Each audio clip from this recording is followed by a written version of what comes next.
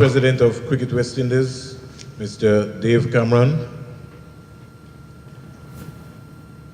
President of the Nevis Cricket Association, Director of the Leeward Islands Cricket Board, and also Director of Cricket West Indies, Mr. Denrick Liebert,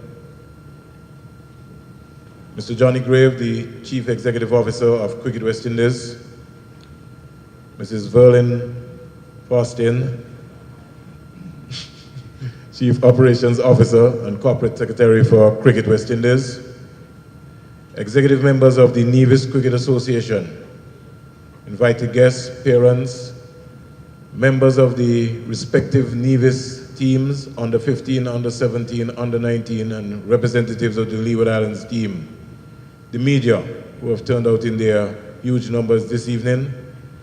Welcome to the first of the kind and the final one for 2017, right here in Nevis, in terms of a conversation with the Caribbean people.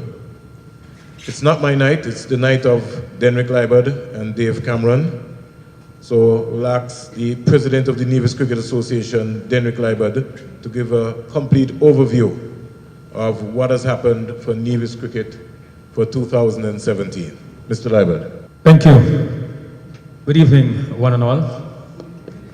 It is indeed a pleasure for me to welcome a good friend, comrade, President of Cricket West Indies, Dave Cameron, to my neck of the woods. I also wish to say a special welcome to Mr. Johnny Grave, CWI's CEO, and Ms. Boston, who have joined us here this evening, our COO. Welcome to paradise. I really hope you enjoy this weekend here in lovely Queen City, Nevis. I am quite certain that you will be wowed by the good folks at the Four Seasons. They are 5 diamond for a reason, or 5 star for a reason. Having said that and gotten that out of the way, some years ago, I got into Nevis cricket. I don't want to say by choice, but you see Sonia smiling, she knows. I was coerced by someone to attend an AGM. And I decided, well, after many rounds, that, I think I have something to offer Nevis cricket. And I feel that some way I can make a contribution and help this unique sport of the Caribbean to go upwards and beyond. It wasn't too long after that I then made it to the Leeward Islands Cricket Board, and from there onto the West Indies Cricket Board. Nevis is the home of El Comida Willett. Nevis is the home of Derek Parry, Carl Tuckett, Stuart Williams, Keith Arterton, and most recently, Kian Pemberton, and Runako Morton, deceased. All right? So that says to me that this, of course, Kyron Powell is in New Zealand, just made 42. Yep. And so, to my Cricket West Indies family, you are on sacred ground. We have pedigree in this place. And so therefore, it is my pleasure to lead from the front here on the ground to ensure that this cricket is in sync with CW's mission. We are on board with your plans and policies.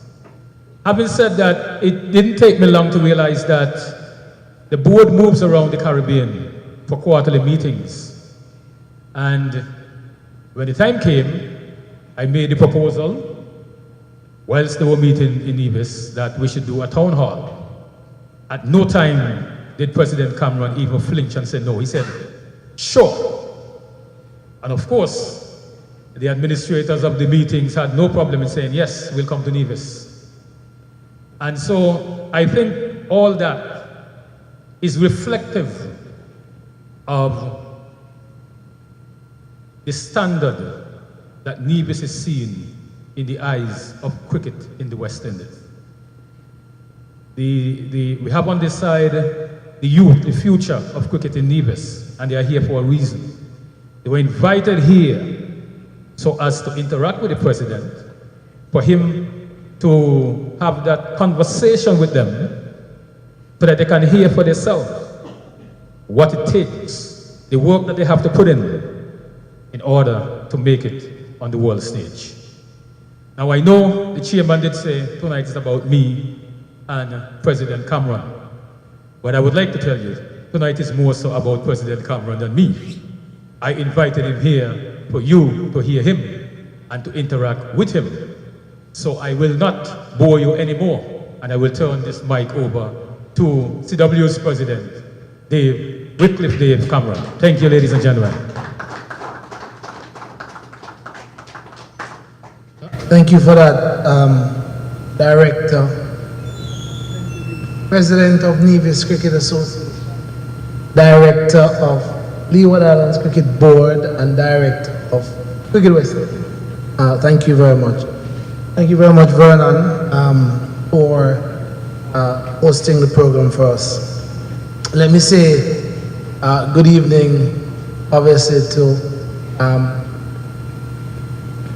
my Chief Executive, Johnny Grave. Johnny, stand up, let the people see, you know, because you're new to the region. You only gone 9 months. And Verlin Fostin, another member of our team. Verlin.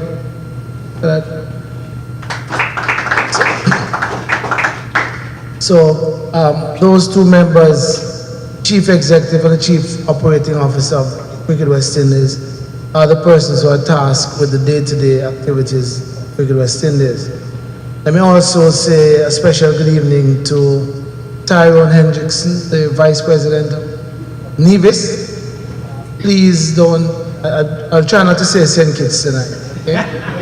I'm accustomed to talking about the Republic. Nevis Cricket Association, Mr. Stasios Wallace, Treasurer, and I see Ms. Liebert.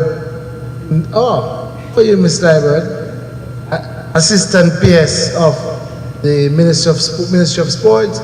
Oh, I didn't see Mr. You see, he snuck in. and Mr. Glasgow, the Permanent Secretary of Sports, who I met today. Distinguished ladies and gentlemen, I will not leave out my under 15, under 17, under 19 players. Distinguished guests, good evening. Let me say a special good evening to Mr. Pemberton as well. Congratulations. The President just pointed out that, I don't know the number, you can probably tell me, but I think your population is something like 11,000, and you've produced maybe 7 West Indies players so far at the test level. Sorry? And under 19, numerous under 19 players. You're probably the the highest producing nation in the West Indies per capita. So congratulations on that. You clearly are doing something. So it's not about size, it's about how you use the resources. And clearly, congratulations to you, President, on what you're doing here. We have just completed, it's going to be presented this weekend by the Chief Executive, his team, our new strategic plan. And we have a little acronym that we hope that most people will live by. It's called PARTY. Not P-R-T-Y, the P-A-R-T-I, still pronounced the same way. It's passion, accountability, respect, team excellence, and integrity. We hope that our team going forward will embody those core values we intend to live. And so you will see from time to time, going forward, our players really making the effort to live these core values.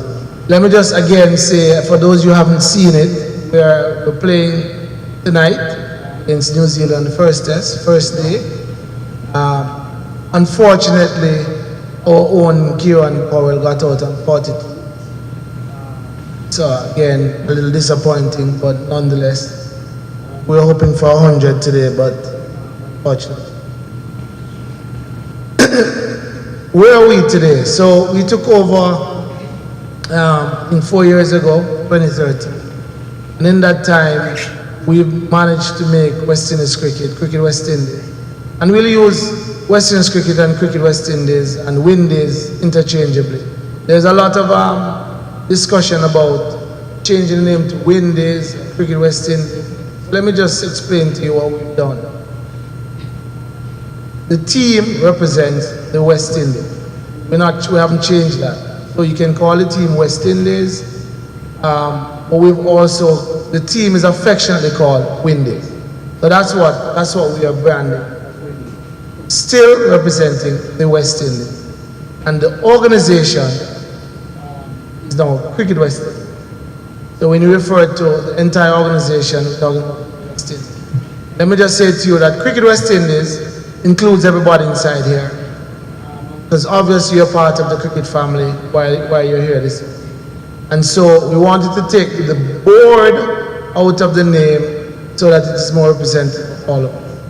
And so when we hear Cricket West Indies, it's everybody from the club up in the district to the board of directors who will be meeting here in Nevis the weekend. So we've been able to stable the ship, and we now have a small surplus. I won't disclose that because I don't want Denrick to ask me for any resources tonight. But obviously it's about cricket. So where are we cricket-wise? We won 3 championships last year, but again, even though we've won 3 championships, it's in a short format. And unfortunately, you, our stakeholders, don't judge us on the short form because that's not cricket. So we have to win test matches and we have to win ODI matches. And until we start winning more test matches, then we said we've turned the corner or we're heading in the right direction.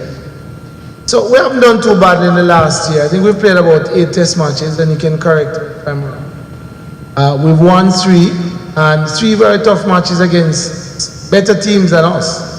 But certainly 2. And we've lost 4 and drawn 1. So, you know, if you look at the numbers, percentage-wise, we're not doing too badly. We're heading in the right direction. The year before that, the statistics weren't as good. In the last 2 weeks, we've had a number of coaching courses. So I think Stasios went to level 1. We've had level 3 coaches. So while we're doing all of this with cricket, we realize that we need to improve on the number of coaches, our coaching talent across the region, because we hear that cry all the time. So we've had coaching courses, and we will continue to have those. Now, we've actually introduced a small fee to do the courses, and some persons have questioned why we're charging. Simply because we've trained a number of coaches in the last 2 years, and somehow we don't know where they're at today. So we believe if we're going to spend resources and persons actually pay to come to the courses, it's because they actually want to participate and that they will use the certification that they get. So we're encouraging everybody, and my young cricketers who are coming up, we're encouraging you all, ensure that by the time you finish playing, you have at least a level 2 coaching certificate. And that's one of the things that we're now providing through our franchises. So everybody's aware that we have 6 franchises now. A game was played today, or is being played, in St. Kitts. Everybody's aware of that? Serious? No, nobody's aware? So a game is being played at Trinidad, the Red Forest versus the Hurricanes. Unfortunately, Hurricanes didn't fare too well today. Today they made 107, I think it is. And Trinidad is 100 and something without loss. So, didn't fare too well, but you've started very, very well. I think this is the best start I have certainly seen the Leeward Islands in a very, very long time. So congratulations thus far, but you need to finish the season. Still a number of games to go. And I'm sure Kian is probably thinking that he may be able to push himself into the team before leaving for New Zealand later this year. So what we've done is, coming out of some challenges we had in 2014, we've created 6 franchises. And that is simply to be able to professionalize our cricket.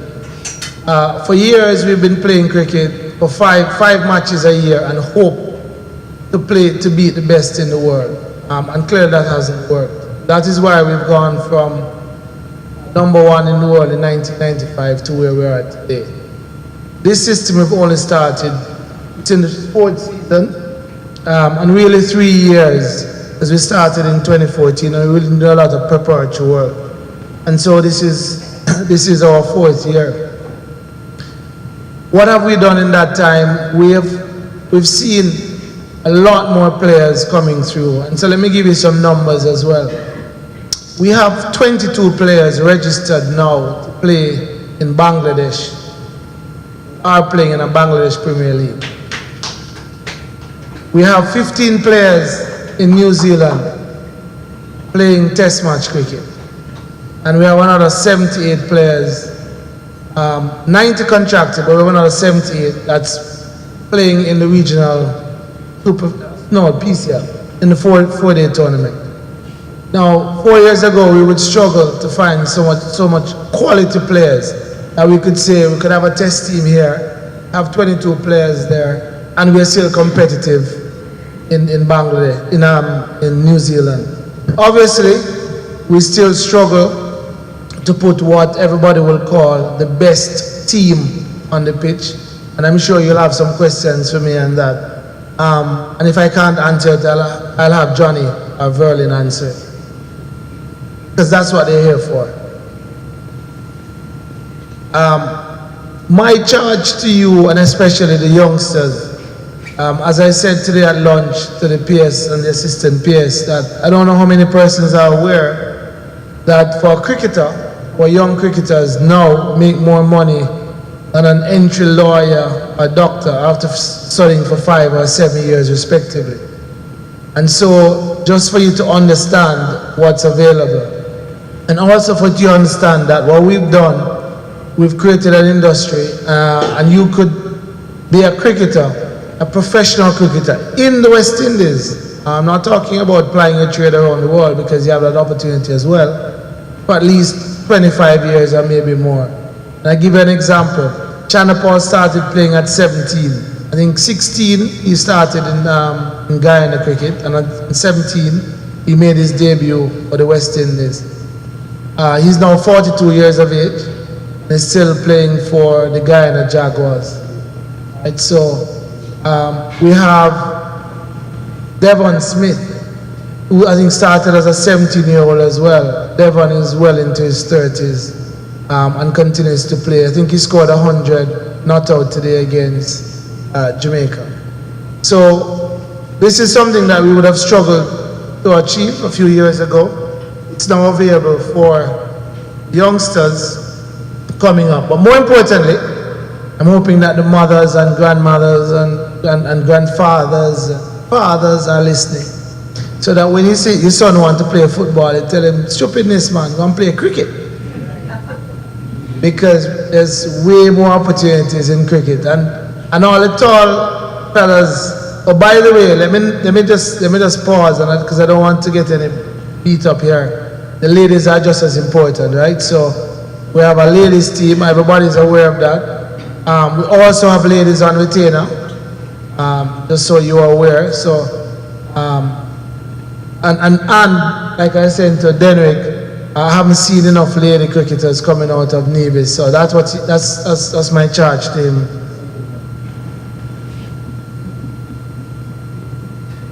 we have just acquired and finalized the agreement to purchase with the government of Antigua our headquarters. So finally, Cricket West Indies will have its own headquarters and high performance center in Antigua. This center is not only going to be for cricket, it will have a restaurant. Everybody's aware of the Sticky Wicket restaurant. We intend to put a museum there.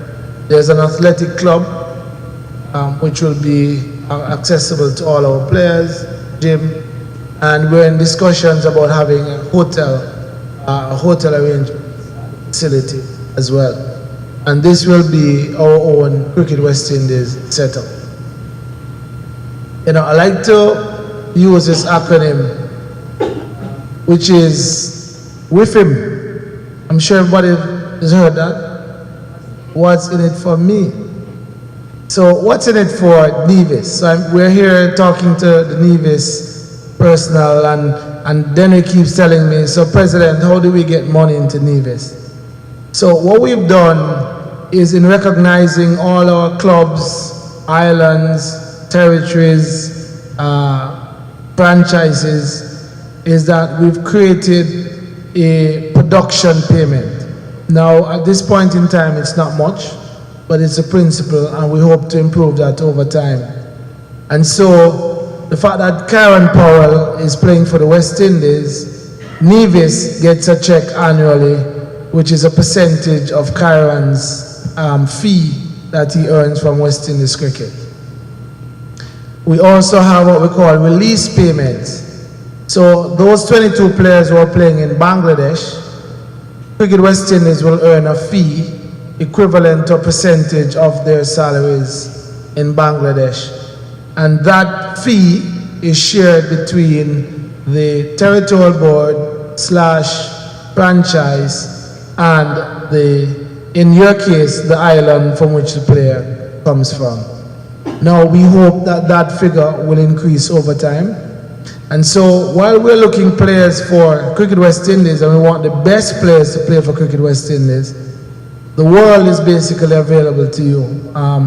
There's Big Bash cricket, there's Bangladesh leagues, IPL. We have deliberately, one of the things that we get a lot of criticisms about, but we've deliberately left the IPL window open. So we've said to our players, play for us, play in domestic cricket, play Super 50, play the PCL, but we're going to leave the IPL window for you, which is the most lucrative window as a quid pro quo. And we continue to have those discussions.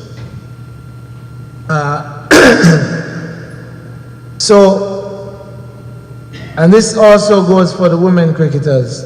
So, Ms. Liebert, I hope you'll get all your relatives, the youngsters, if they're not already playing cricket, tell them tonight. And let me give you numbers, because we like to,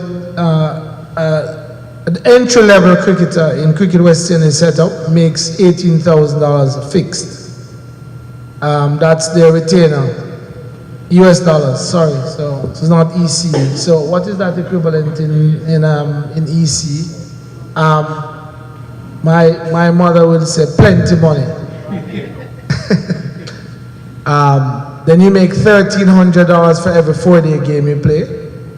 Then you make $750 for every 50-over game you play.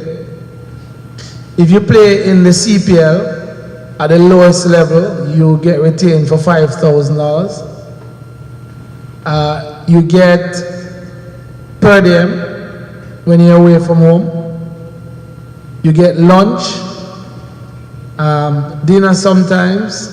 You get laundry done, and you get to see the world. What a lovely life. And so all we want is for youngsters, girls and boys, to understand the value and the opportunities, and at the same time representing the region to the best of your ability and understanding what we stand for as a region.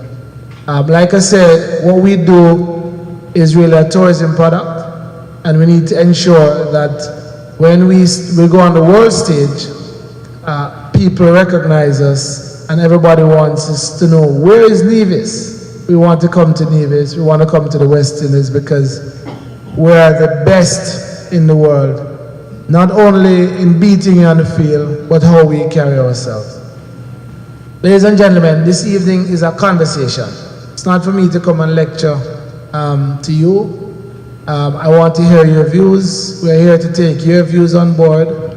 I've just given you an idea of what we've done. I could speak all night, but that's not what we're here to do. I want to hear from you all, and hopefully we can answer. And like I said, anything I can't answer, Johnny and Verlin is here, just ask them. Thank you very much. Let's give it up for President of Cricket West Indies. I want to, on behalf of the Leeward Islands Cricket Board, thank the government of Nevis, in particular, the Nevis Island Administration government, for their continued support to cricket. I also want to thank the government of St. Kitts and Nevis, because without the government of St. Kitts and Nevis, we would not have a franchise in St. Kitts. We don't pay any rent at the Warner Park Cricket Stadium. We don't pay for the facilities in terms of when the team is training. So I really want to thank the government of St. Kitts and Nevis for their contribution. You heard the president mention about the role of the government of Antigua and Barbados. And without these three governments, in particular Montserrat, Anguilla, we might not have Leeward Islands cricket. We just had a fast bowling camp in Antigua, which was conducted by the legends, Sir Curtly Ambrose, Sir Andy Roberts, Dave Joseph, and Abdi Hughes. And it's the governments that came forward and sponsored the selectees from the Leeward Islands selection panel to go to that camp in Antigua. So when I called the Honorable Hazel Brandy Williams, and she called Mr. Glasgow and Michelle Liebert, I started to ease that burden off for Denrick Liebert because he didn't have to go into his kitty. You know, I had to ask the Nevis Island administration to give him some support. So at least he saved some money so he can do something else with it for the meantime. I want to, while I'm here also, I know the president came in and he looked at how outfitted our youngsters look, the Leeward Islands team. Without the contribution of Cool and Smooth, we have a contract with Cool and Smooth for 2 years for all our youth teams, including the women's team, which means that we don't have to buy a uniform for the next 2 years. So Cool and Smooth has to be able to come on board to be able to get that. That is why tonight you'll see the youngsters standing out here in their Cool and Smooth uniform, feeling proud, and that in itself has eased the burden. So the private sector in St. Kitts and Nevis has been good to Cricket West Indies in all forms. Hopefully we can get the president to come over on Monday because the Leeward Island Hurricanes, we've just got a bowling machine with 200 balls, and Surrey Paving is who came on board to sponsor the Leeward Island Hurricane as we go forward. So I know this was coming. I know it's still West Indies. So I just wanted to, you know, as cricket operations officer of the Leeward Islands Cricket Board, to really use this forum and to really say that the president is home. St. Kitts and Nevis is home for the president. The only thing is that Denrick does not play golf. So he won't be able to beat Denrick on the golf course. So I don't know who he's going to beat up on in Nevis in terms of golf. But you'll find somebody. All right. I just want to say, Dave, that the Leeward Island female team, the majority of the players came from Nevis. I just want to put that marker down. Yes, we do have some ladies. I'm a bit surprised they're not here because they were invited, yes. And I also want to point out my secretary. He sits in the back there, Mr. Wingo Powell of the NCA. Yes, behind him is the president of the All Stars Cricket Club. Now, all these young fellas from the All-Stars Cricket Club. That's Mr. Kelvin Archibald. So I just want to, pay homage to him and recognize him. Sazan, first up, Sinclair Challenger. Good evening to everyone. Since my former coach, Mr. Springer, has already introduced me, I don't think I need to introduce myself again. I want to say that for those of you who don't know this, I was actually a part of the first Leeward Islands under-15 team, and Mr. Vernon Springer was our first coach.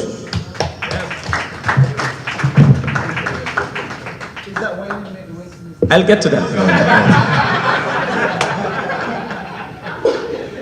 We traveled to Trinidad in 1996, and we were part of the inaugural tournament there with players like Marlon Samuels, who went on to play for the West Indies. And Mr. Vernon Springer, as I said before, was our first coach. Mr. Carlisle Powell, who you would have known over the years, he was our manager at that time. And you see how Springer just put me on the spot? He accustomed to doing that. He said, Zam, you got to come up with a plan how to bowl out these guys. So he always put me on the spot. I recognize that the president, Mr. Libert, he gave a very detailed informational source as to say where we came from as a small island. And he made mention of a few players who played for the West Indies team. But what he didn't mention was that Al Comida was actually the first player from the Leeward Islands to represent the West Indies.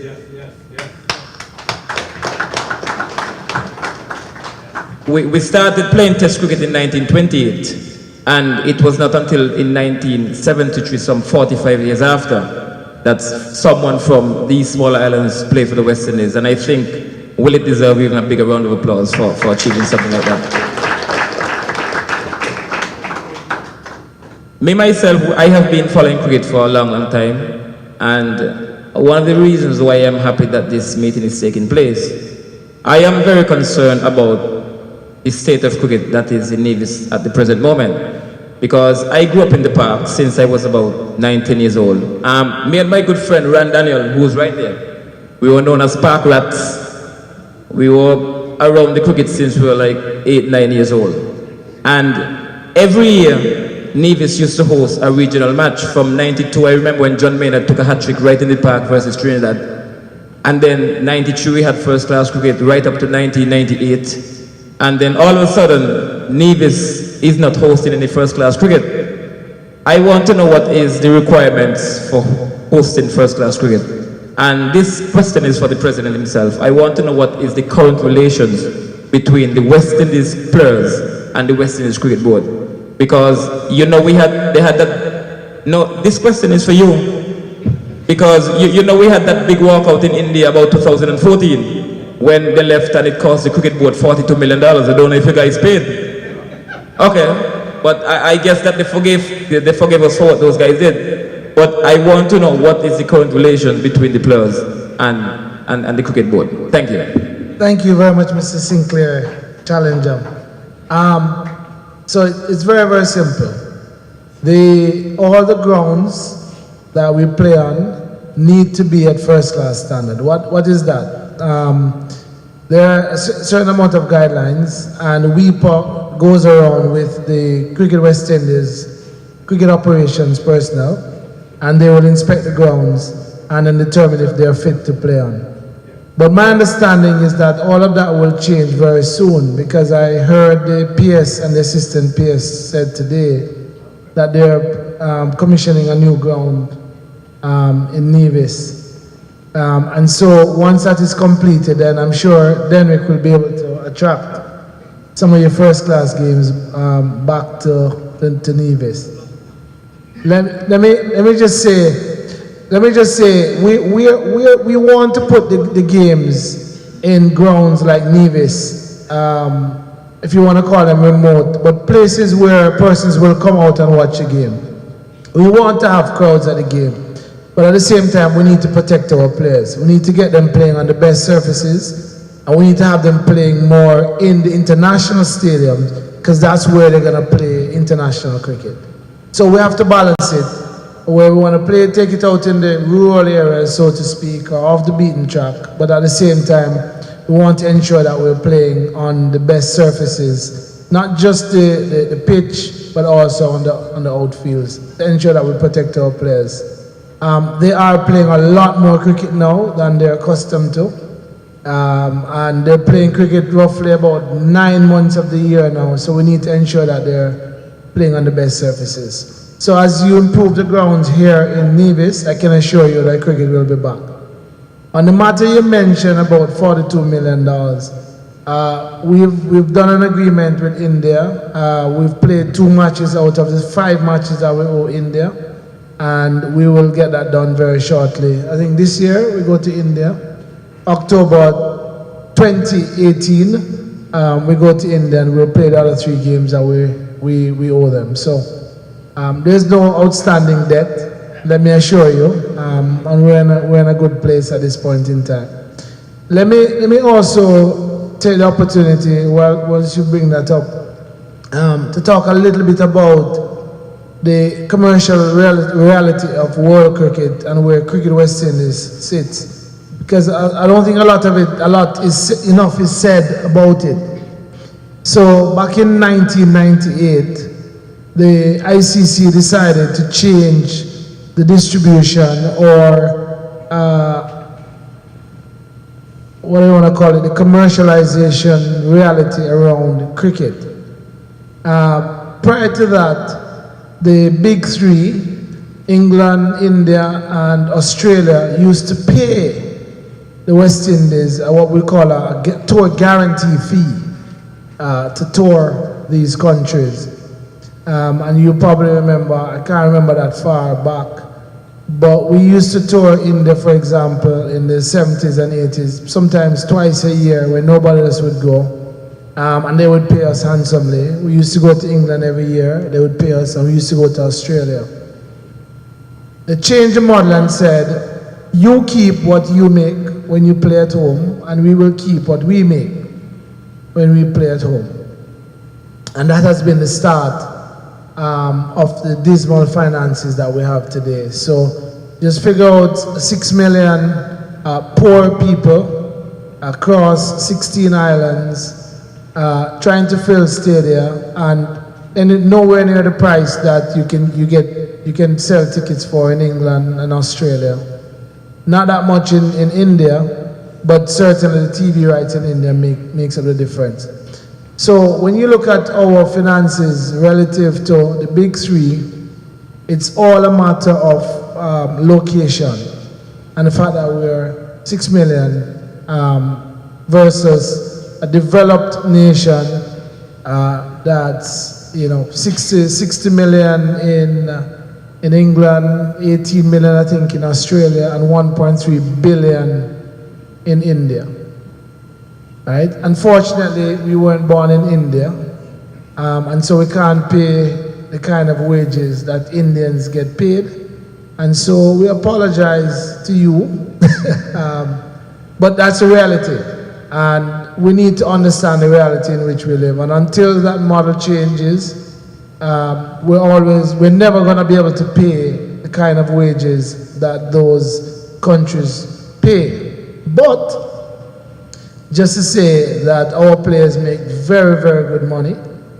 Our top player has an opportunity to make just over $300,000 with a retainer and playing all the matches for West Indies, Test and ODI for a year. They'll make over $300,000. And then you still have the opportunity to go and play cricket in IPL. You can play in the Big Bash depending on when we play. And there are a couple of other tournaments around the world that you can participate in when we're not playing. And most importantly, and I hope the government don't start taxing you, but most of our islands do not tax our cricketers. And so you make $300,000, you're taking home $300,000. In India, in England, in Australia, and Johnny can probably tell you, I think persons making $300,000 above is in a tax bracket of somewhere in the region of 57%. So you understand that you need to make $700,000 in England to be equivalent to what a player makes in the Caribbean and take home. Right? Just to point that out. And so when persons say we don't have money and we're not doing very well commercially, per capita we're probably doing just as good as the big three. But we've not had any resources for a long time, and we're now only building our reserves. And I can assure you in the next couple of years we will have reserves and we'll be in a much, much better position. Question? Good. The mic is, thank you, Mr. Glasgow. Good evening, everyone. Good evening, Mr. Glasgow. I'm Glasgow from the Ministry of Social Development and Sports. I want to press Cricket West Indies some more on the issue that was brought up by Saza, because that's that I had in mind. You recognize that people of the English speaking West Indies, they are loving people.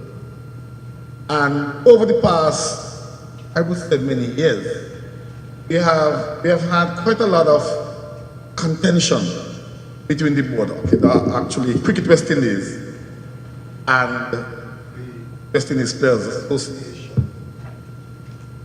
And when our best team is not on the field of play, that gets people of the Caribbean down. We want to see our best team on the field of play. And so my question is,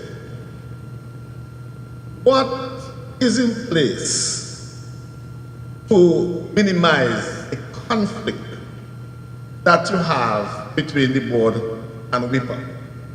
I don't think we can totally not have conflict, but we will want to know what initiatives there are in place so that we don't have the frequency of industrial action that we have, this industrial unrest with the players not playing, and there are sanctions maybe from Cricket West Indies, the players, and so on and so on and so on.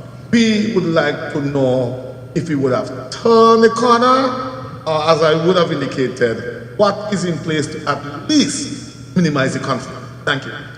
Thank you very much, Mr. Glasgow. I'll ask Johnny to speak to that. Good evening, everyone. For those of you that don't know, I spent 20 years working in cricket in England. A decade of that at the Players Association, the PCA. So I have a lot of experience working with players. And believe you me, it's never an easy task to keep players happy and aligned. And certainly the challenge here is even greater than it is in England.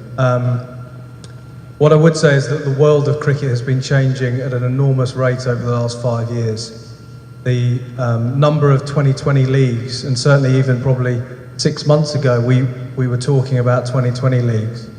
And that was before we had T10 leagues, Hong Kong Sixes, and ice cricket in St. Moritz and the Alps. So the amount of events and opportunities for our players to now ply their trade throughout the world and earn money is never been greater. And therefore the risk and the challenge to us as the employers of those players is even more challenging. We will shortly be announcing, we haven't actually signed the paperwork yet, but we have agreed a new one-year extension to our MOU with WIPA. And that's a world-class MOU. 26% of our revenue will be shared with the players. And I think it's important when we say players, we mean all players. So that's, as the President outlined now, our domestic cricketers are now paid. Our women's cricketers will be paid now more than our domestic professional players, which is new this year, and is an indication of the investment that we're making, the priority we're putting into women's cricket. I think we need to do more with the education of our players. Players need to understand, and you guys need to understand, that for every dollar that we earn as Cricket West Indies, 26% is shared by the players. And it's a revenue share model, not a profit model. We incur significant costs running cricket across the 15 different countries, and the players get a share of that without having to worry about the costs involved of coaches, facilities, and running cricket. We've introduced this year, and again, we haven't announced this, but we will be in the next few weeks, 3 different types of contracts for our men's cricketers that better reflect the changing environment in which our cricketers are operating. So at the highest level, we will have all format contracts for players that predominantly play Test and ODI cricket. And we've done that for a very specific strategic reason. We need to incentivise our players to play Test cricket. That's what we measure our success on. It's what the players believe is the best challenge of them as cricketers still. But it obviously comes at a cost to them. You know, playing Test cricket rules you out of playing in lots of these revenue-generating opportunities of domestic leagues around the world. So our all-format contracts will reward our players for playing Test and ODI cricket. We're then also having another contract for just the players that play Test cricket to ensure that they're rewarded. And then new white ball contracts for players really to incentivise our best T20 players to continue to play ODI cricket. And if you look at the rankings at the moment, we're in the top 3 of the T20, but we're 8th and 9th in the world in ODI and Test cricket. So the challenge that we have is to incentivise our players to play ODI cricket and our best players to play Test cricket. And these new contracts are tiered and structured in such a way to incentivise and in some ways compensate players for playing for the West Indies when they could be playing the domestic leagues and earning money. So I guess to answer your question, more flexible contracts. I think clearly what's the schedule over the last few years has done has meant that we've been forced to play or had to play and honour arrangements with Pakistan and England to play games in April and May, which has put a choice to our cricketers, which is to play in the IPL or to play for the West Indies. And because of the resources available to them in the IPL compared to the resources that we have, players have been forced to choose. And that's clearly not our intention. And as I said, between now and 2023, we've created a 2-month window in April and May, probably one of the best times of the year to play cricket in the region, where we will not play any international cricket, so that our players can enjoy the revenue earning opportunities of the IPL. All of our contracts as well, when we talk about the numbers to the players, are the minimum they earn. We don't talk about their per diems, we don't talk about their match fees, we don't talk about their win bonuses, we don't talk about their commercial appearances. We don't deduct money from our players if they don't play, whereas a lot of these T20 leagues, when you hear the numbers, as the President alluded to earlier, they pay tax on those within those countries. They pay agents' fees. They only get those fees if they play every single game. So if you're sitting on the bench, you're not earning the money that the headlines in the newspapers told you about. So the reality of these T20 leagues in revenue terms isn't necessarily as good as you would think it would be. But certainly, look, we need to continue to be very flexible. I think the fact that we've not scheduled any cricket for about 4 weeks every year for the CPL as well, you know, the fact that many players around the world, when they play in their own domestic league, don't get paid anymore. Their contracts with, in this case, the Leeward Islands or West Indies would assume that they would play in their domestic T20 league for no more money. Well, we're different. So when players are selected for the CPL, they earn additional money, which is between $5,000 and I think $160,000 at the top band. So again, our best players will have the opportunity to earn 6 figures in the CPL as well. So, but I think, you know, to your point, we are very aware of the fact that we want our best players available, playing for the West Indies. We believe that the more flexible contracts go some way in doing that. We believe that the IPL and CPL windows that we've created into the international calendar go some way to do with that. And I'm personally travelling to New Zealand in a few weeks' time to spend time with all the playing squads to make sure they understand how their contracts work, they understand all the revenue earning opportunities that they have. And in addition to that, I guess, understand that we want them to be playing for the West Indies. We don't want them to choose between playing for us and playing for a franchise somewhere in the world. And those core values the President started at this evening with, we want our players to embody those, and we want the aspiration of all the young cricketers in the region to play for West Indies. Good evening. Rondon. Let me start by saying how upset that I am. As Zazam said, I'm a cricket fanatic. Was my first captain, 95 or thereabout. I was the coach and so on for the Leewards and so on, so we have a long history. Now, I also want to say at the outset that I am pleased that we can have such an interaction. I have 10 points here to go over, so that's why I walk with my iPad and my bag.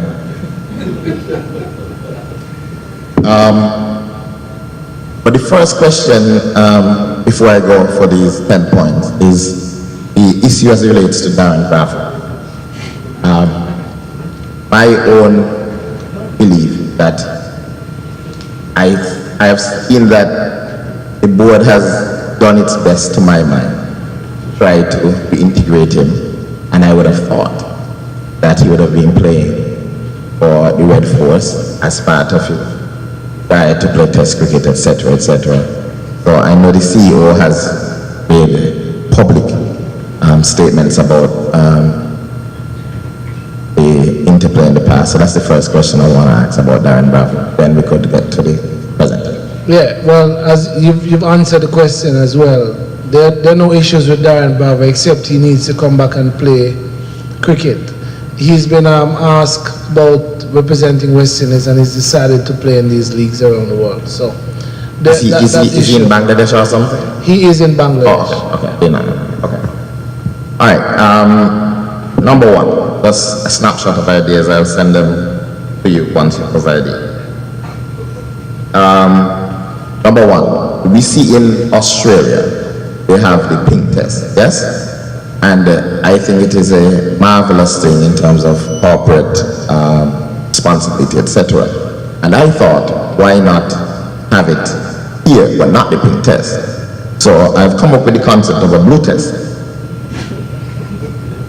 And the blue test because of diabetes, right? In the Caribbean, according to the CARPA, is Caribbean Public Health Association. The last figure suggests that 1 every 4 adults suffer from diabetes.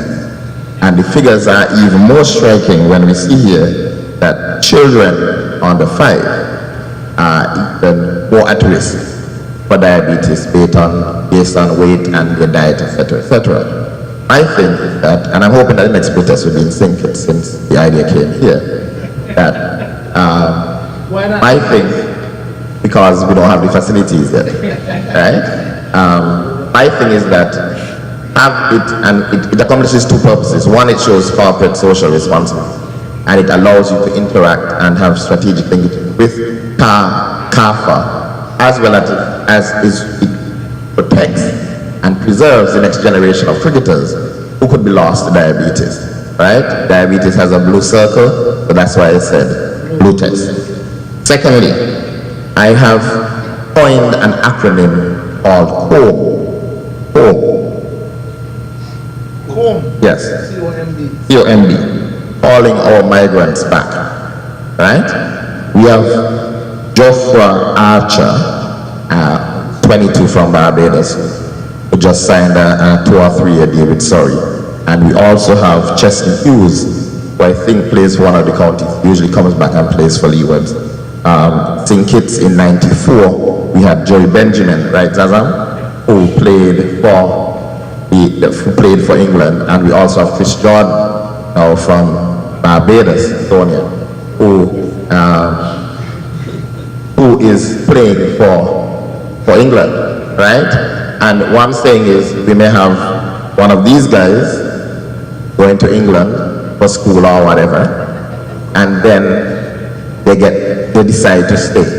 And so for me, we already have size as an issue, 6 million people, so we don't know how much we can get. India, to my mind, should be the best place playing country forever based on their population, right? But we can't afford for these migrants migrating.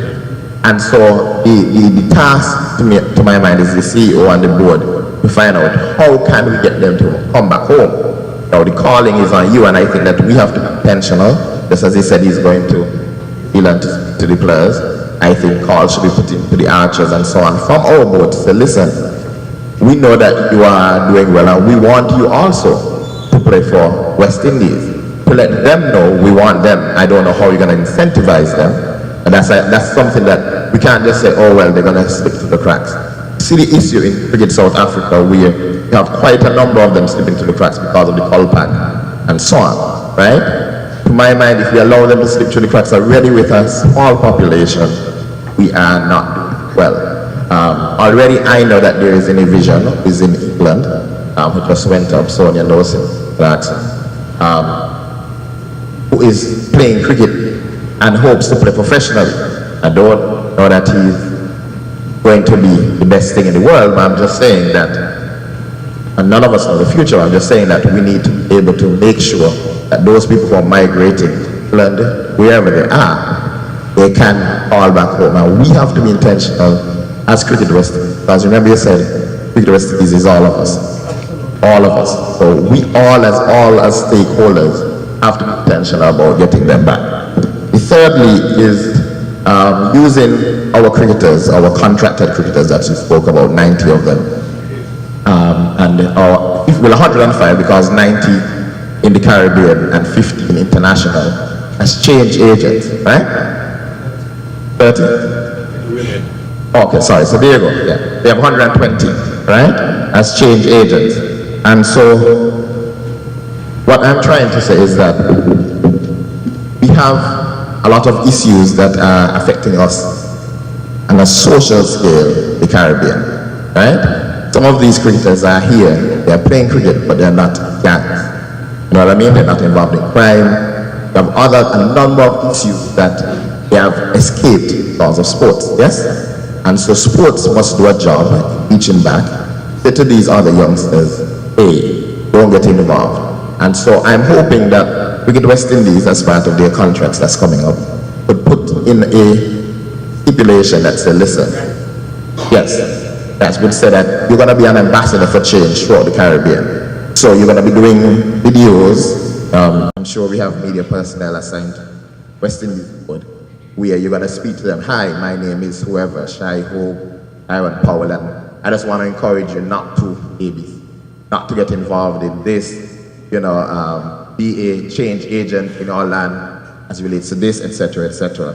And the women especially, I see their role because women do sports to escape stuff like abuse, sexual molestation, rape, etc., etc. And so these are the issues that Cricket West Indies can get into the hearts and homes of people for free, right? And so that's one. Fourthly, which is very important to me, and I read everything that is put out by Cricket West Indies. So I know when Johnny was coming on, he spoke about branding and merchandise, so on.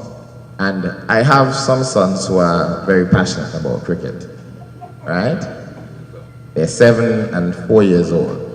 And if I do not go home tonight to tell them to go to sleep, they will sleep in front of that cricket, in front of that television until 3 o'clock, and they have tests tomorrow. And they will feel that it's part of their duty to do that, right? But the problem here in, as I said, merchandising and branding, and that's why I brought the plastic back.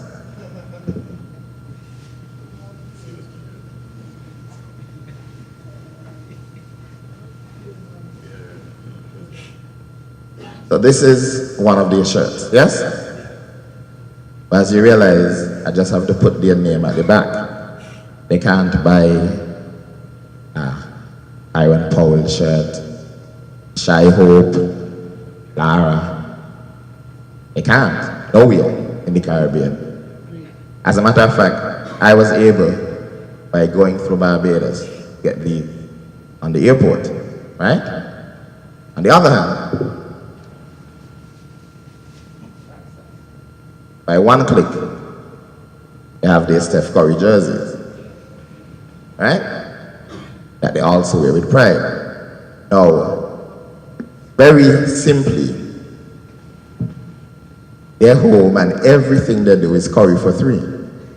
And they have their jersey that says Curry. They don't have anything that says Lara, Viv, Yale, you name it, right? And so Cricket West Indies and through BLK, who you signed a contract with, must be able to say, hey, part of this is, and just how you do it for the same release fee and so on, part of our contract with your BLK is that you're gonna have to get these jerseys, these stores, and Cricket West Indies is gonna get $1 from every jersey, no problem. But we have to do a job of doctrinating and re-indoctrinating our cricketers so that they only think cricket. You understand? That is it. And I'm not just talking about branding for jerseys. I'm talking about shoes, pillow sets, underwear, pajamas, mugs. Have something else in the bag. Keep going on. So that is what is in their bedroom. Okay? That's the mat, which is a cricket ball. So they don't mess up that mat, they keep it set up because it is a cricket mat. Now, if that had on the West Indies logo, you see what I mean? No, they would treasure that. You have toilet covers, bowl covers, all of these things, cricket. Again, it helps to drive home the point that, hey, I need to be in and on the West Indies. One of the things I want to briefly mention, I think, yes, it's a consultancy, but I'm giving you because we are Cricket West Indies. One of the things I want to briefly mention is the whole issue, as Sonia would touch and know, of money laundering. And we know sport is one of the best places to launder money. So, and if I were a money launderer, which I'm not, I would try to use the West Indies board to launder my money because it is the poorest board and it may not have the controls. So, one of the poorest boards, because of course you have others like Zimbabwe, etc. One of the things I want to make sure that and I know that you have a compliance unit, that from our standpoint, we don't take on board any body sponsors, franchise owners, you know, those sorts of things that could bring disrepute to the West Indies Cricket Board in any way, shape or form. We already had Alan Stanford and that fiasco, and we saw what happened even with the England Cricket Board as a result, and the CEO as a result of that. And we don't want those sorts of people involved with our cricket. The 6th point is pitch standardization. We are having a big issue. To me, the Darren Sammy Recreation Ground in St. Lucia, that's the only pitch to me that has the right go, right? And we need to, it seems after World Cup, we had a deadening of the track here, 2007. We need to make sure that our pitches are standardized. I know that I think there's some committees and there's someone, a director that's responsible for pitches. But to me, we haven't been serious enough about it because as you know, year after year for the last 4 years, the best regional bowlers are all spinners. They're the ones that take all the wickets. We have Nikita Miller taking 80, 100. You know what I mean? We have other spinners taking a lot of wickets, but we're not being able to generate a lot of the fast bowlers. So again, pitch standardization. 7th, Johnny again, remake of the West Indies Cricket Board website needs to be way more interactive. It needs to, I can't emphasize it enough.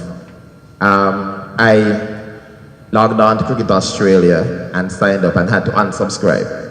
How much I was inundated with everything about Cricket Australia. They had a mailing list, everything that was happening that was with Australia, they would send me updates. That is what we need for West Indies cricket as well. Also, there are the stats on the website. So if you're on the West Indies Board website, you have to then go to Cricinfo to get the statistics. There needs to be some linkage of some sort between ESPN Cricinfo and that. Number 8 is the promotion of careers outside of cricket. Mr. President, you mentioned that the young cricketers, well, outside of playing, young cricketers make X, and that is so true. But not everyone is going to be a cricketer.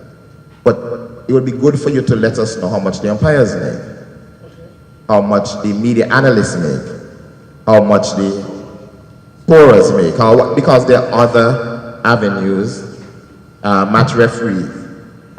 We know that the coach for India, Ravi Shastri, makes 1.2 million a year, but we don't know how much Dwala makes, right? So there may be other areas that other people maybe want to be involved in or interested in, but they don't know. So we as you pump and say, yes, play cricket, play cricket. For some, the dream may be dead if they're not playing cricket, but they could be umpires, they could be scorers, they could be whatever the case is. They may also want to be on the West Indies board, but we don't know how much board members make. I was saying they may also want to be on the West Indies board, but they don't know how much the board members make. So if you could also let us know how much they make, then we would be also want to, if they make, and they, you know, we'll be ambitious to say, okay, we want to be on the board because as the president, Cameron makes X. You know, a regular director makes X. So that's also something I hope you could disclose. And lastly, the need for development in the leewards. As Sazam said, from 92 to about 98, we were at the park all the time. And there was cricket consistent. Nevis was playing every team. My father is a former secretary of the Leeward Islands Cricket Board, so I know money has always been an issue. And I think that if it has not done so yet, the West Indies Board needs to look at really pumping some money and structure in Leeward's cricket so that we can have more cricket being played. What you have been picked for the Hurricanes and even the Patriots is by chance, to my mind, because we are not playing enough cricket. Yeah, Nevis may play Sinkits, and Nevis may play one other game, and it's just a 1 day and that's it. There's no 3 day, there's no 1 day, and then even locally, it's hard for us to get a lot of cricket played because, again, of money. So I was just trying to find out from a West Indies board standpoint, what are you doing to make sure that Leeward's cricket, because if you realize in the 90s when we played a lot of cricket, we had about 7 people on the West Indies team at one time, from Richie, Ambi, Winston, Kenny, Stuart, Keith, and who was the other one again? No. Dave, Joe, around the same time, all of them played. But that was when the Nevis was playing a lot of cricket.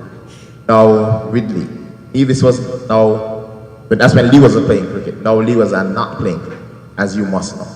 So, what is it that you're doing now to make sure these people, these here on our left and others, come through? Thank you.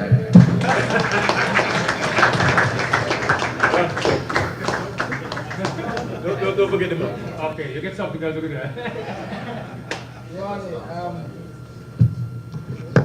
Ronnie, thank you very, very much for that. I think you've said, you've posed some questions to us and you've answered them at the same time. We are working on a lot of these things, and we can assure you that in the next couple of months you'll start seeing more. The websites, the branding, merchandising, absolutely. Just so you know, we have spoken to a Jaffa Archer, we have spoken to a Chesney. Chesney plays in the 4-day tournament, and so they're trying to make the West Indies team. I think I saw an article a day or two ago, Archer saying he would like to play for England. But his father, I think, is English, his mother is from Barbados, so I think he has the opportunity. But again, it's just education, it's just talking to them, giving them the opportunity. And John is reminding me, we're bringing in a registration system as well, which will ensure that our players, once they start playing in the under 15 level, they're registered to play for Cricket West Indies.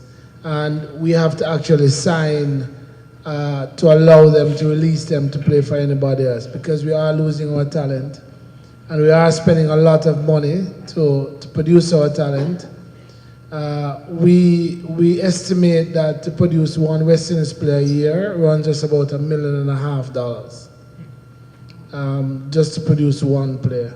We're talking about under 15, under 17, under 19, 4-day tournament, the 50-over tournament, all of those development tournaments in order to produce players for Cricket West Indies.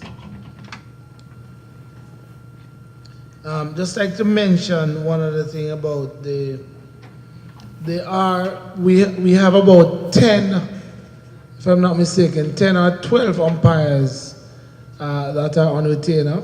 I don't have the figures now as to what their retainers are, but we do have professional umpires in the system right now. I think 2 of our umpires are also international umpires, so they're on the international panel, not on the elite panel, they're just below that. Joel Wilson and one other, and Brathwaite, Brathwaite, depending on where you're from. Gregory Brathwaite.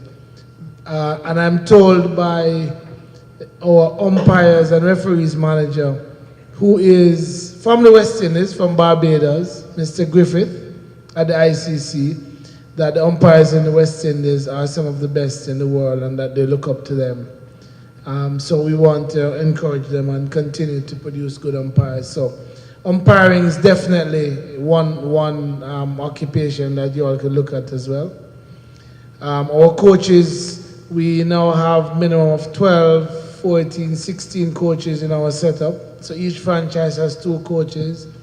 Then we have women's coach, men's coaches are about 2 or 3. And so that's again another opportunity.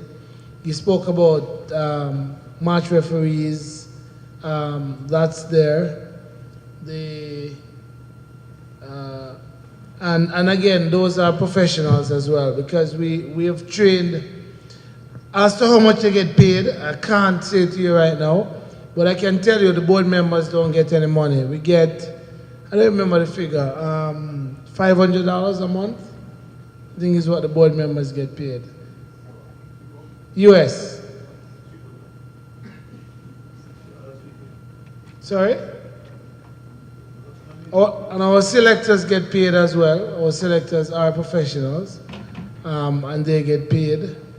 And again, that's just again ensuring that our selectors can be objective.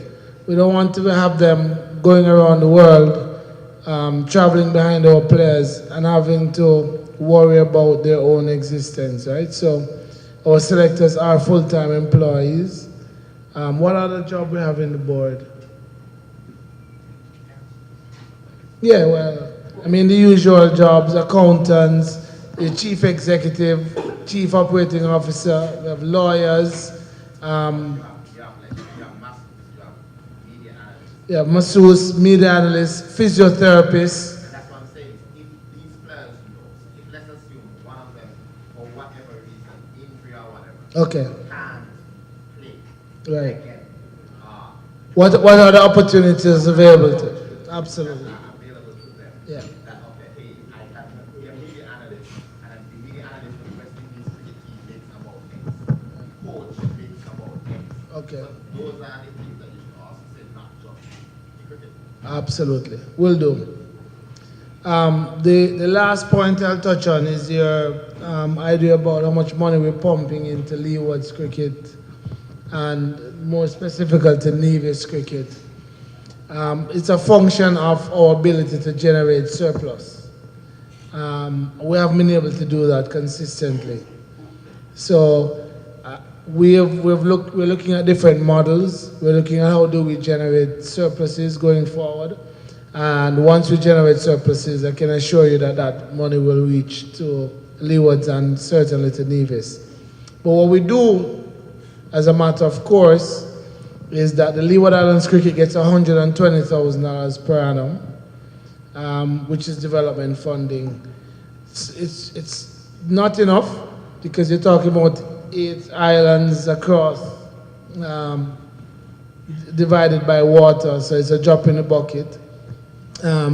You have, 3 teams in male, and then there are another 2 teams female, and then each island has to play its own cricket. So we understand that, but we look to our partners, the government, who continue to assist us. We look to our partners, corporate sponsors across the region, and we have to continue to do that. So, bottom line is, we will never have enough resources, my friend. And unfortunately, the globalization has affected all of us. So years gone by, when you talk about when cricket used to be played all over, we had some major corporate sponsors that supported us in the form of sugarcane and bananas and that kind of thing. We don't have that anymore across the region. And unfortunately, for whatever reason, our other corporate sponsors have not come in to fund the most expensive sport. I know. I mean, it's probably only golf. Maintaining a golf course is more expensive than cricket. And it's really, really expensive. So we understand, we are working, but just remember as well that we have 16 countries, 6 regions that we have to support as well. Any other questions? Good night. That's just Wallace. Yes. Treasurer of Nevis Cricket Association. Okay, my point tonight is just something that's really dear to my heart, which is education. One thing that I find is that a lot of our players around the region can play very skillfully, but have nothing up here. What should we do? Well, as a board, as associations and so on, of course, we promote education. We promote our kids to go to school, to learn well, to do what you have to do. But I think that we need to pump a lot more into encouraging our kids to want to educate themselves and be more than just an athlete. Now, some kids came to me recently, and even one of our coaches, and he asked about further education, higher education scholarships, and I know they're out there. So what I want you to just speak out about it so that our kids will know that, hey, there's some incentive for me to play cricket, as well as get my education so that I could have something for my future. Thank you very much, Sasius. No, that's very, very important. And again, this is for the mothers and grandfathers and fathers out there. UWI campuses across the region offer scholarships. And that's one of the things that Professor Beckles has ensured that he's very, very strong on. And so I know for sure that there are a number of places at Cave Hill for cricketers. There are a number of places in Mona as well for cricketers, and at St. Augustine campus. The WIPA has also signed an agreement with the, what was it called, the campus, the Open Campus, I keep forgetting, UWI Open Campus, where there are scholarships as well for their players.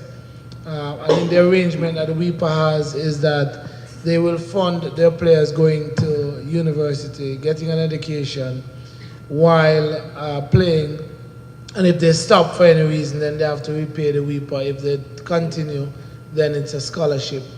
And so that is happening. Again, they probably we haven't made enough noise about it, but there are opportunities from that perspective.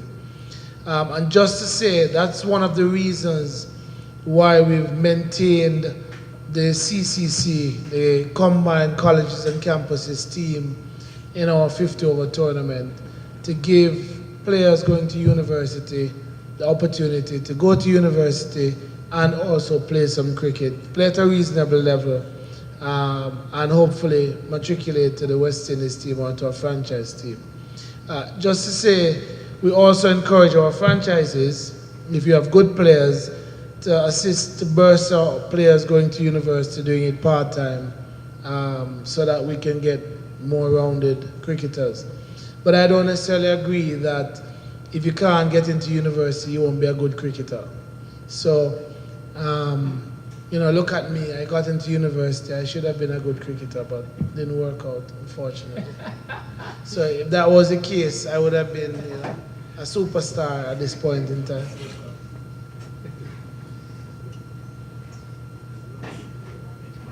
Now, I want to do two things, Dave. My name is, there is one thing which I want to congratulate you and your management team for navigating what I call some of the most treacherous waters of West Indies cricket up to where you are. The fact that you are still there is in and of itself a miracle.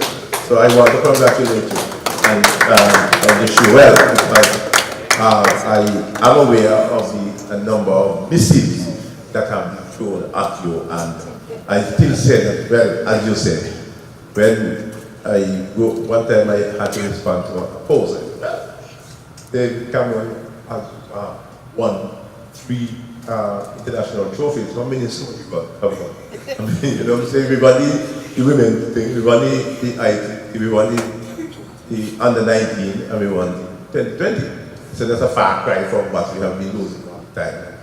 I'll give you another. I give you a good mark for that. And maybe in pursuance of that, and in reflection of that, that thus far, these last 5 years, we have, I believe, I don't know if we have, but it appears to me that we have managed to keep politicians out of it. We have managed. I don't know if we are going forward, if the door of the ark has been shut, but I don't know. But I think that that is commendable, because I am aware that everybody wants to get elected in the Caribbean now. You must be elected to be in charge of all facets of Caribbean life. So I want to thank you for staying the course and for resisting all of the attempts, some of them intellectual and some of them are kind of, I don't know what to call it, but I think that we have managed to stay the course, and we are still playing cricket, and we are at least, these 120 persons who have contracts have come out of that, and we are moving forward. Like, as Brian was saying, I commend you for that. Well, I think we need 2 things that I'm thinking, which is, we don't know how much money a man, the basic funds that say, little boy here, and make for cricket. That's what he's done. What we are not too sure is to make another focus, because I get the impression in the Caribbean we are thinking, how can the West Indies Cricket Board help? The West Indies Association and all that is really sad in the administration of cricket. But what I think the other persons, other island countries have done is that the parents and they own themselves have made their own investment in their children in cricket. So I am not too sure if every time people say, well, what the West Indies Cricket Board is doing.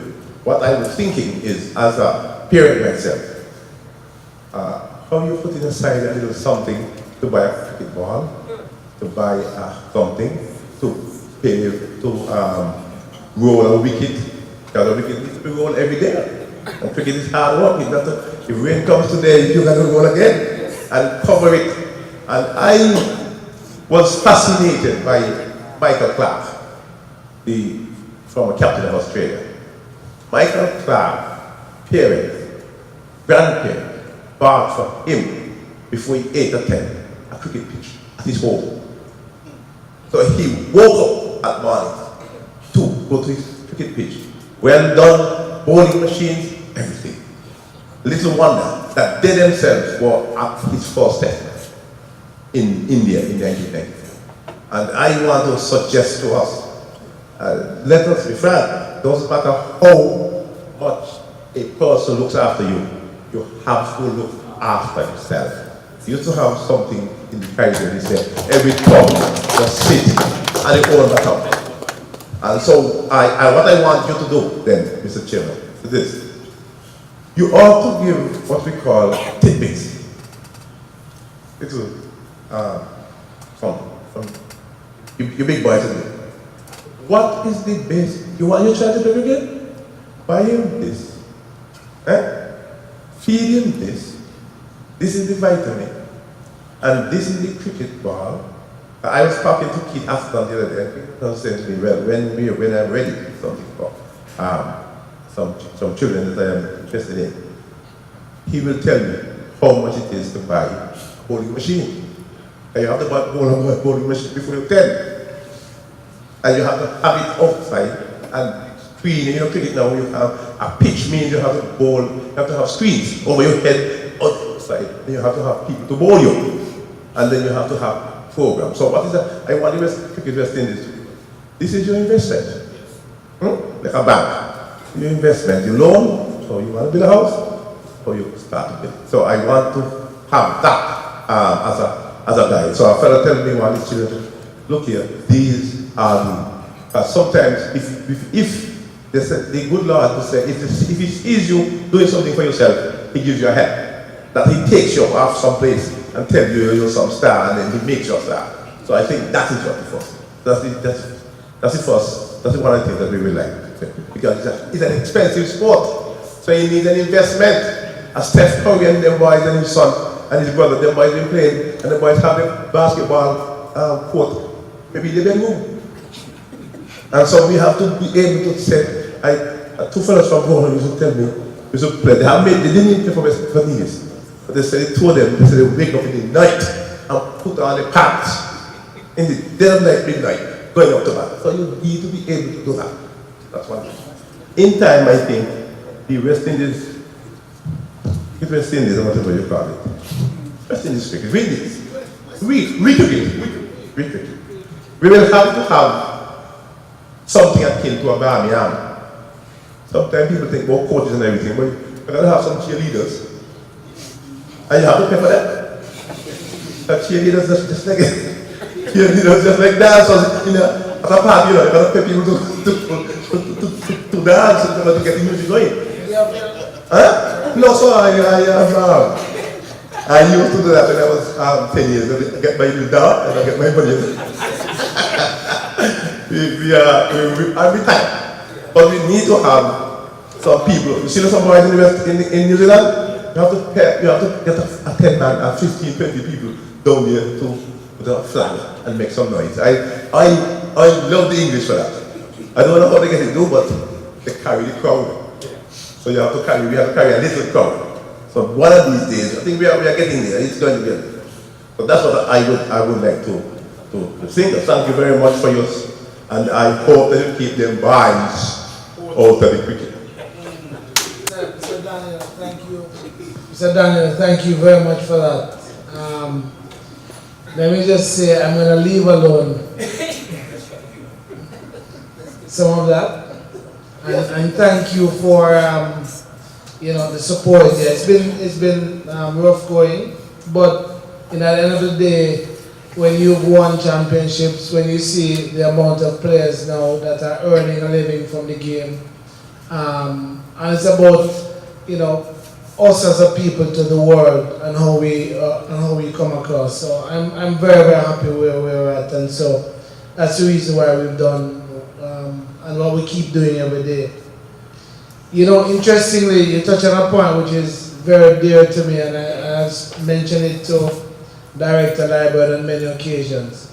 Cricket is the only sport that I know at an amateur level where Cricket West Indies or the governing body pays every single thing for you. So even though Ms. Liebert gets a lot of taxing for cricket, I don't know how much taxing she gets when players actually have to go to a tournament, because Cricket West Indies pay every single thing for them. We pay airfare, they get hotel. We even start giving them at some levels a little per diem in their pockets. I know the cricket board and in some places buy dress pants and shirt for them, Now, Cool and Smooth give them uniform. The school give them bats and pads. I mean, certainly I said to people, like, I didn't know what cricket equipment cost until I was an adult.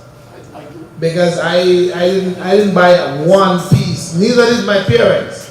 I got every cricket equipment from school, from the time I started in the club. And if you made runs, you got wickets, somebody will say, go to the store and tell them that I send you, and you get what you want. And I think that is the culture that most of us grew up in. And if we're going to get better, as you say, we have to start making an investment. You know, those times it was a social pastime. It's not now anymore. So if you want your children to play cricket and you want them to do well, then I think we have to make an investment, as Mr. Hastings said. So that, you know, I've been to Trinidad, but a similar town hall meeting like this.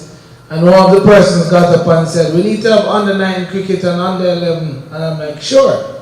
As soon as Trinidad pays for it. You know? And so everybody keep looking at Cricket West Indies and say, you know, we need to have this tournament, we need to have that. Well, at what point, where do we stop? And where do our families and everybody get involved? Thank you very much. Anybody else? Good night. Hi, my name is Kelvin Fraser. I'm a teacher at Charleston Secondary School, one of the high schools here in Nevis. I also coach the school team as well too. Pretty much all these guys that you see here are in my cricket team. Oh, good man. Congratulations. So I'm very glad for that. And I'm especially glad for Kean Pemberton that he's been selected at the West Indies. And West Indies under 19 now. I remember when Kean came to myself and Miss Powell, the other teacher at the school, and begged us to play on the team. But he couldn't make the team because we had so many other players and so many other good players. And the next day he made sure that his name was the first name on it. So I'm very glad that he's a part of the city. Alright. One of my first things I wanted to touch on, right? But Grand Daniel and Stas touched on that, was the part of education. Right? And I realize that a lot of persons talk about how much money and so forth is in cricket, right? And how many probably the umpires would make, probably the cricketers and so forth. But the thing about it that I find with a lot of the guys coming up, right? All they're studying about, okay, I just want to play cricket and then not go to class, not focus on schoolwork and so forth. And that's a big thing right now. We have some students and so forth who have the potential to go further and so forth. School, but they choose not to because they're saying, or they just don't focus on cricket. But when we look at the numbers and so forth, right? Yes, we have 7 cricketers here from Nevis who made it to the highest level, and hopefully Kian will be number 8 very soon. But the thing about it, we have many more around Nevis and around the region as well too, who could have made it to the highest level, but for some reason, one or the other, they couldn't make it. Whether it be injury-wise, whether it be money-wise, because we know it's very expensive to do and so forth.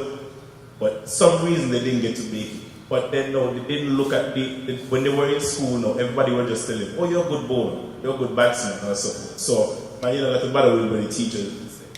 And we, as a teacher in the school, we have a big problem with that. We a lot of times when we tend to maybe want to discipline the child for a certain reason also, because the child is a type of cricketer or a certain cricketer or so forth. We have a major problem with that. And people tell them, don't bother with the teacher, just focus on the cricket, but then still they don't make it there. So we just end up on calling and it's wasted talent. And that is one of my fear for a lot of the youngsters and so forth around the area. So I'm just hoping that apart from we saying, okay then, yes you can be probably, and you can be one of the cricket administrators, or you can be an umpire or so forth. I'm looking at there's life outside cricket. I wanted to be a cricketer as well too. But my mother told me to choose between one and so forth. I wanted cricket. She said, no, you go to school. So I did architecture as well. I did architecture and ended up in teaching and also engineering as well. But there's life outside of just cricket, and I want a lot of guys and them to know that. So I want, when they go up to the highest level, you're able to tell them that as well. Because what I'm understanding, a lot of the guys who come out of Pakistan and India and so forth. These guys are doctors, lawyers, engineers and so on. Basically, they're the cream of the crop that represent their country. And I really want us to start telling these guys out. Yes, it's good to you can be the cricketer or so forth, but I know you touch a point of the UWI basically giving the scholarships and so forth, right? So I'm just hoping that it's really instilled in them from this small age and so forth, that guys, yes, you can be the cricketer, but also you still need something, just in case anything happens to you, right?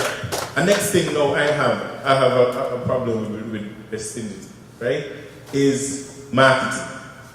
I don't know who your marketing person is, but you need some new marketing person. Because the reason I'm going to say that, right, back in the 90s growing up and so forth, back in the 90s, early 2000, right, I remember we used to hear about Buster Cup, we used to hear about Red Stripe, we used to hear about the different first class tournament and so forth that used to go on.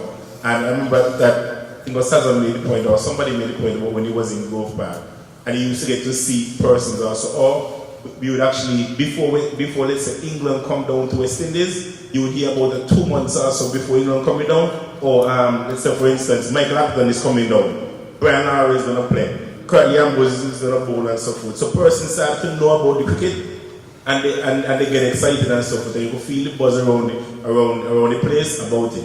These days you don't hear anything at all. I was in Barbados last year, and I went to a game over at the 3Ws over, and I was surprised that nobody was inside the ground. Nobody was inside the first class ground. Then when I was in Guyana for the Easter day, when I was there, matter of fact, I was driving going to the town, and I heard on the radio saying that Amazon Guyana great Jaguars. That was playing against the Leeward Islands. So come to the ground. When I got to the ground, I counted 21 persons in the ground. 21 persons. 7 of them was grown men. 7 of them was grown men. So I could have choose any seat I wanted to sit on in our supper. I was just sitting on there, and then suddenly enough it started to rain. Usual thing in Ghana. But nobody had known about it. Nobody really had known that cricket was playing. You just mentioned that Leeward is playing over in St. Kitts. I didn't hear about it. Anybody here really hear about it? Hardly. Well, hardly you hear anybody hearing about it. But as I said, in the past, right, you used to have a lot of marketing going about where you actually start to see some of the players, and then probably in commercials you had some nice funny commercials and so forth. You had some radio advertisements and so. You don't hear or see those things now. And I feel that because persons are not hearing about it, that's why you're not getting to go to the grounds. Even earlier this year, England came, and I think England came in St. Kitts, and they played some games, right? But the only you hear about it probably there or the day before. And I think it's the guys that have actually told me that England was coming up, because some of them were actually going down to do some net session and so forth with some of the England players.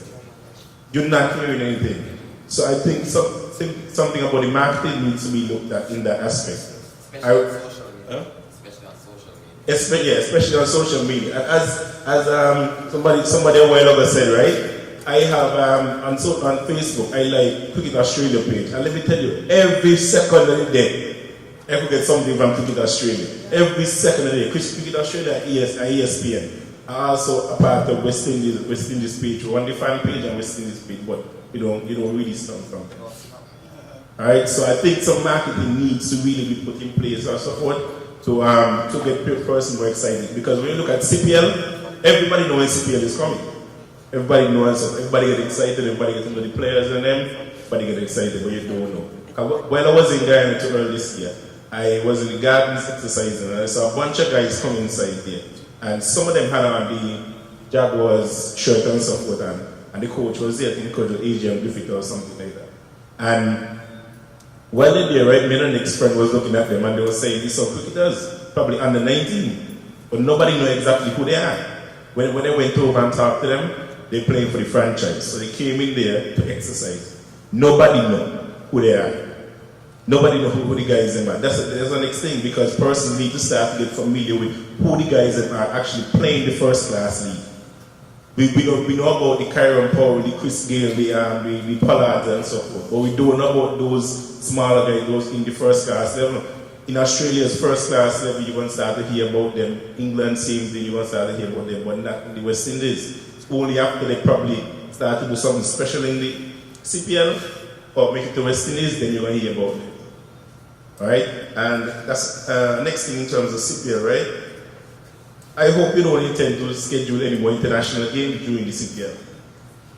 I realize some of them that the guys and them went to England or so forth, and the next CPL where games were played and so forth. During CPL, so a lot of the so-called stars and so were missing. I noticed whenever it comes to IPL in India, nobody can go there and tour during IPL time. That is sacred ground. That's like a Sabbath. You can't go there at that time and see you playing. So I'm hoping West Indies can try to adapt that mentality as well too, where while you're having CPL and so forth, that we have everybody available for the CPL.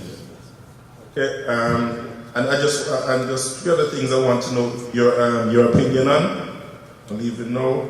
One is I realize that you're talking about doing a test championship. I realize the ICC meeting had a test, and they're talking about doing test championship, where it's played over a two-tier system. I think the top 8 teams, is it right? Or 7 teams? 9 teams, yeah. And then the lower teams would just come in the test champion, like Ireland and Afghanistan, and maybe West Indies is going to be relegated to that. Hopefully not. Alright? So I want to know your position on the test championship and the four-day test. I saw an article about 2 weeks back where one team is scheduling trying to do next year to do a 4-day test. So I want to know. This year? Okay, then good. Okay, I mean it was soon. So I want to know what your position as well is on the 4-day test. And then the next thing, coming back to the CPL point. Huh? 4-day test every 45. Yeah, every 45. Every 45. Yeah. I like to say what test. Alright, and then the next thing what I noticed is come back to the CPL, right? I know it's another bright star that we have in the Leeward Islands, Raheem Cornwall. It was kind of troubling to me to look at him during the CPL match, right? St. Lucia Stars versus Barbados Tridents. And he was tired and exhausted and so forth. I want to know what exactly your position in terms of with him like that, because we all see that he has the potential to be a great player for West Indies and so forth. We've seen him play. We've seen him play here in St. Kitts. We've seen him play in Antigua and so forth, and he has the potential to go far. But we know that the weight is a bit of a problem. So I want to know what's West Indies' position on him in that position and so forth. Huh? Yeah. Well, let's say for the president. And the last thing I want to say, right? Huh?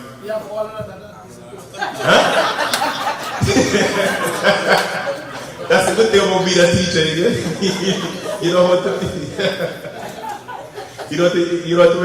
take a simple word and expound upon it. That's the good thing about being a teacher. Anyway, the 2019 World Cup now we notice that West Indies has not automatically qualified for the World Cup. Alright? Some will say it's the board fault, some will say it's your fault. Okay? And I'm sure you heard that many times. Yeah, so I said some would say it's the board fault, some would say it's your fault. Yeah. Yes. Okay. And some would say it's the player's fault, right?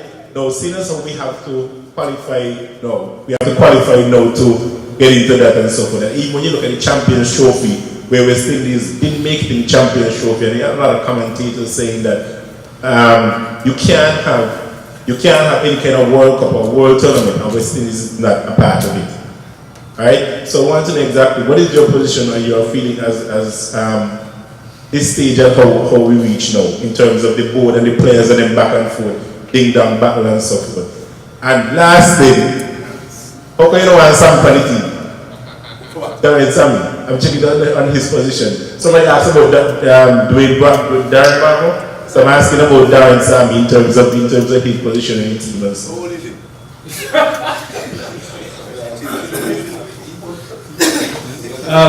Thank you for that. I'll try and remember all those points and answer them as best I can. Firstly, on education, yeah, I agree with you. We've got a personal development manager based at Cricket West Indies, and WEPA are also, as the President outlined earlier, doing a lot around education. We are launching this year a primary school education resource as part of the Kiddies Cricket Scotiabank, so that children will actually use cricket as the basis for all their learning. So it's a schools pack specifically designed for cricket themed lessons, covering all the elements of the curriculum. So I think that we hear what you're saying. We think cricket has an opportunity to be a real power for good within the region, and we would encourage all of our players to take their education and their cricket very seriously. In terms of marketing, I agree with you 100%. I feel very strongly about most of the points you raised, and we are addressing them as we speak. It's not going to be easy, and the lack of crowds is a very complicated and complex issue. It's not just one of the factors you mentioned, but all of those combined is definitely something that we're beginning to address. We've just appointed a new Director of Marketing, and we're expanding that team at Cricket West Indies. But I think it's a challenge, not just to us, but for all organisations, trying to get your cut through, trying to get your messages out there. We're all much busier people, and therefore trying to get people to come to our events, pay to come to our events is a real challenge, but it's one that we need to face. We mentioned earlier, and I'll just reinforce it, we do have a CPL window between now, so for 2018 season, all the way through to 2023. So in addition to the IPL window, we will not be playing international cricket during the CPL. So that was one of your points. Rakeem Cornwall, we worked with him in the Leeward Islands to send him at the end of the CPL to a camp at the US Olympic Center in Colorado, and he spent 3 weeks there training and understanding diet, nutrition, psychology, strength and conditioning, and I believe that he lost a significant amount of weight during that. He certainly, his performances that I've seen in 4-day cricket certainly seem to be suggesting that he's turned a corner, and I think we want, along with all our cricketers, to be playing at the best of their abilities. But I think it's fair to say that cricket is a running sport, it is an energetic sport, and players need to be fit. We've got new minimum standards in all our contracts around fitness. We employ a number of strength and conditioning coaches, and are likely to invest even more in that. We're about to appoint our first ever science and medicine manager, and looking at the whole remit of being the fittest players in the world, because you can see sides that are the top of the tournaments outside of T20, which is probably a power game. ODI cricket and Test cricket is an endurance game and involves a lot of running, certainly for fast bowlers and batsmen getting big scores. So that's a real focus for us, and we need our professional players to be elite athletes effectively in order to be able to compete at the highest level. What other points were there raised? Before the test and Darren, the Test Championship, yeah, the Test Championship. I'm off to Singapore next week for more talks around that. I think the Test Championship has been agreed in principle by the ICC board. The top 9 Test teams will play across a 2-year period. Unfortunately, it won't be a pure league in as much as you won't play everyone an equal amount of times. And to the President's earlier point, it won't be a pure league because we won't be sharing all the money equally amongst the participating teams, but it's a step in the right direction. We need context in Test cricket. We need to understand what you need to do to win and have a real finale in a Test Championship final. I think that will happen. And certainly all 9 full members are part of that, and there's no promotion and relegation in that league. I think in terms of 4-day cricket, the commercial arguments for 4-day cricket are very strong. Test matches, some are going 5 days, but quite a few, about half the games I think statistically are, and an awful lot of money is spent around the world in terms of scheduling the 5th day that doesn't happen. As I say, about half the time. But cricket-wise, you know, the longer days and more overs or quicker overs isn't necessarily the answer. We still want bowlers bowling at 90 miles an hour, not having to drop their speeds down to 70, 80 in order to play too much cricket in one day just to fit it into 4 days. So I think that debate will rage probably for a while longer, and I think we're all looking at the South Africa 4-day test against Zimbabwe over Boxing Day. But the economic and scheduling arguments are pretty clear. It would be a big help to schedule 3 test matches in 3 weeks if they're over 4 days. But as we said, there's an awful lot of cricket arguments around players being able to rest and recover in order to perform at their best. So at this stage, 4-day cricket is being debated and discussed, but there's no real consensus between any of the nations on it. But I think probably in the future, 4-day cricket will happen at some point. Darren Sammy. Luckily, I'm the chief executive, not the chairman of selectors, so in some respects, I have an easier job. I think this region is blessed with some of the best talent in the world, and picking 11 players is never an easy task, especially across 16 countries. So, but ultimately, there is an amnesty in place.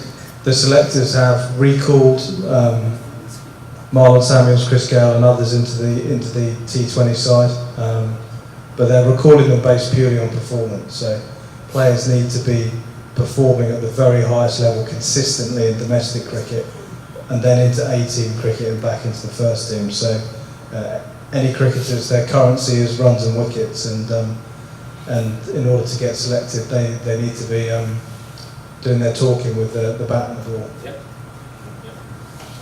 Thank you very much. I think the last. I have 2 questions. Fine. In regards to what the gentleman just said about the resting of players and so forth, and crowds and marketing, I followed sports for quite a while now, and when it comes to sports and marketing, the truth is West Indies at current, we don't really have an aura player. Okay, for instance, we used to have Gary Sobers back in the 50s. Then we had Viv Richards in the 70s and the 80s, and then we had Larry in the 90s who were aura players. And people just don't come out to look at teams, people come out to look at players. For instance, when people used to look at the Chicago Bulls, they got to see Michael Jordan. They don't go to see Tony Kukoc and Luke Long in the Bulls. They show up to see Michael Jordan. And at present, we don't really have an aura player. Gayle is okay, but we don't really have an aura player per se. And in speaking about the resting of players, when West Indies used to do well, they used to play West End cricket in January. Then you have a team tour for international cricket in April and May. And then West Indies players used to play county cricket. Richards used to be at Yorkshire, Haynes at Middlesex, Lara at Warwickshire, Ambrose at Northamptonshire, Walsh at Gloucester, Simmons at Leicester. They all play cricket all year round, and West Indies used to win. So I don't see what West Indies players need one. No, but Sir Sinclair, it's interesting that you said that. That is what we've been missing for the last 15 or so years, because we've not had enough players playing in county. And so what we've done, replace it with the PCL, is just a start to that. But all players need rest. I mean, I don't know how much cricket you play at the highest level, but it's a hard work. It's real tough work. Let me just say that it has been a very rewarding evening to sit with you all this evening. Oh, sorry. Just before, and I don't want to get my head bust by some people. And I think I need to have a Holy Ghost moment before it gets any worse. I forget to mention at the top that our own Carl Tuckett is now we call it, he's now on the panel, international panel of umpires. Wow. Right? His son, Carlo, and his wife. So I could not leave here without mentioning that. Senior panel. She made noise. Senior panel. The senior panel. Now, and maybe quickly you can talk about that, because that is something we struggle here at the local level, umpiring. It kills us. Games are not held because umpires are not available. And we need young fellows going to umpiring. So maybe what you could round up here this evening is to let us know, what is Cricket West Indies doing to assist the progression? How we can get interested persons in Nevis who wants to go into umpiring. How we can assist with that. Thank you very much, President. The umpiring pathway is an interesting one.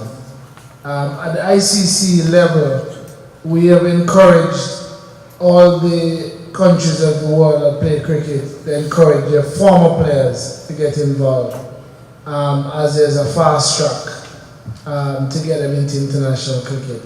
No, not because you're a former player means you're going to get into international cricket, but clearly, if you're a former player, then there's an opportunity. The first step is with your local board, and I'm aware that a lot of the boards run accreditation, umpiring courses on a regular basis. But we are now in the position and planning stages of hiring an umpire manager. Is that what it's called? An umpiring manager, so to speak. And that umpiring manager will also be part of the tutoring umpires across the region. Again, it is a viable opportunity for our umpires, right? So like I said, we have umpires who are retainers. Don't quote me, but I think they make somewhere in the region of $10,000 on a retainer basis, not per month. And then they make a fee each time they play. We give them again all their accommodations, and they get to see the world, at least the region, over the course of a year. Most of the umpires as well, they are employed otherwise, but I know we have at least 10 umpires, a senior umpire panel, that are contracted full-time to Cricket West Indies. It is a very lucrative situation. The international panel of umpires make up to $370,000, I think is the top umpire in the world. That's what he makes. And that's not including bonuses, per diems, and that kind of thing. So just to put everything in context. Yes? So I hope that after tonight we would have encouraged a few of you to be umpires and coaches. I didn't hear that. I was trying to, you said for the international umpires, but you spoke to the head coach for our West Indies cricket. The head coach for West Indies team makes in excess of $200,000. US, not EC.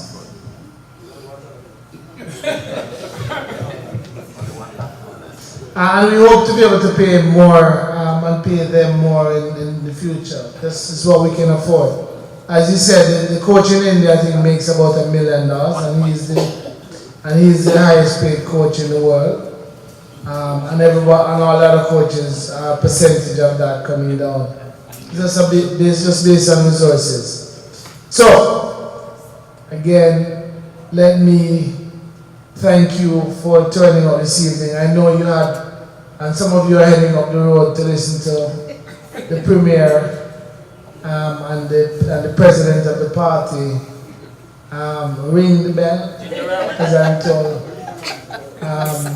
But I'm really happy that you took the time to turn out and to be with us this evening. And I must say, now I understand why Nevis has the outstanding talent it has, because the discussions tonight have been nothing short of outstanding. And I really want to thank you all. We've heard you loud and clear about the branding and the marketing. And I'm sure Johnny and our new commercial director, we're working on these things. There are a number of challenges. You know, while it's easy to have branding for India because there's 1.3 billion potential customers, when you are in a small region with a potential of maybe 100,000 units a year spread across 16 countries, it's not as easy to market and put everything in place. But we hear you loud and clear, and we need to be visible. I just want to touch on something somebody mentioned about using our players for marketing.